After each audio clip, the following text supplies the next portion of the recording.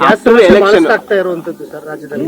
Gas ಸಮಸ್ಯೆ BJP ಪಾಪ auto ಡ್ರೈವರ್ಸ್ಗೆ ಎಲ್ಲ ಟ್ರಾನ್ಸ್ಪೋರ್ಟೇಷನ್ ತೊಂದರೆ ಆಗ್ತಾ ಇದೆ. ಆಟೋಗೆ, ಹೋಟೆಲ್ಗೆ ಇದಿಲ್ಲದೆ ಹೋದ್ರು ಚಿಂತೆ ಇಲ್ಲ. ಮನೆಗಳಿಗೆ ಬೇಕಾದ್ರೆ ಸ್ಟವ್ ಗಿವ್ ಮಾಡ್ಕೊಳ್ತಾರೆ.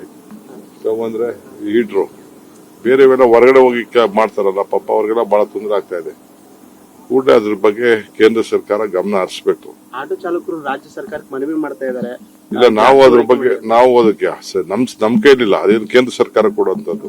ಕೇಂದ್ರ ಸರ್ಕಾರ ಸರಿಯಾದ ರೀತಿಯಲ್ಲಿ ನೀತಿ ರೂಪಿಸುವಂತದ್ದು, ಮುಂಜಾಗ್ರತೆ ಮಾಡಬೇಕಾಯ್ತು. ಅದ್ರ ವಿಫಲ ಆಗಿದೆ. ಇನ್ನ ಯಾಕೆ ಬಿಜೆಪಿ ಯಾಕೆ ಅದ್ರ ಬಗ್ಗೆ ಮಾತಾಡ್ತಾ ಇಲ್ಲ? ಬಿಜೆಪಿ ಹೇಳ್ಬೇಕು, ನಮ್ಮಿಂದ ತೊಂದರೆ ಆಗಿದೆ, ದಯವಿಟ್ಟು ಕ್ಷಮಿಸಿ ಅಂತ ಕೇಳಬೇಕು ಜನರಿಗೆ. ಅವ್ರು ಮಾಡಿರೋ ತೊಂದರೆನೆಲ್ಲ ಮುಚ್ಕೊಳ್ತಾ ಇದ್ದಾರೆ ಅವರೆಲ್ಲ. ಸಿಎಂ ಹೇಳಿದ್ರು ದಾವಣಗೆರೆಗೆ ಬಂದು ಪ್ರಚಾರ ಮಾಡಿ ಅಂತ, ಆದ್ರೆ ವೇಣುಗೋಪಾಲ್ ಅವರು ಬಿಡ್ತಾ ಇಲ್ಲ, ಕೇರಳದಲ್ಲಿ ಪ್ರಚಾರ ಮಾಡಿ ಅಂತಿದ್ದಾರೆ. ನನಗೆ ಗೊತ್ತಿಲ್ಲ ಅಮ್ಮ. ಕಾಂಗ್ರೆಸ್ ಪಾರ್ಟಿ ಯಾರಿಲ್ಲದೆ ಹೋದ್ರು ನಮ್ ಡ್ಯೂಟಿ ನಾವು ಮಾಡ್ತೀವಿ. ಗ್ಯಾಸ್ ಸಮಸ್ಯೆ ಬಹಳಷ್ಟು ಆಗ್ತಾ ಇರುವಂತದ್ದು ಸರ್ ರಾಜ್ಯದಲ್ಲಿ.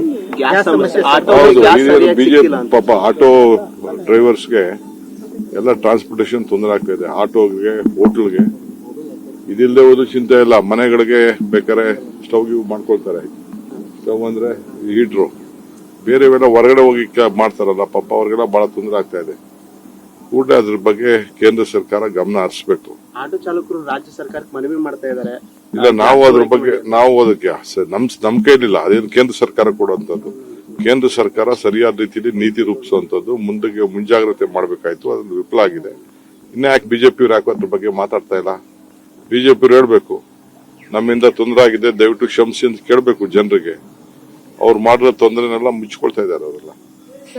ಸಿಎಂ ಹೇಳಿದ್ರು ದಾವಣಗೆರೆಗೆ ಬಂದು ಪ್ರಚಾರ ಮಾಡಿ ಅಂತ, ಆದ್ರೆ ವೇಣುಗೋಪಾಲ್ ಅವರು ಬಿಡ್ತಾ ಇಲ್ಲ, ಕೇರಳದಲ್ಲಿ ಪ್ರಚಾರ ಮಾಡಿ ಅಂತಿದ್ದಾರೆ.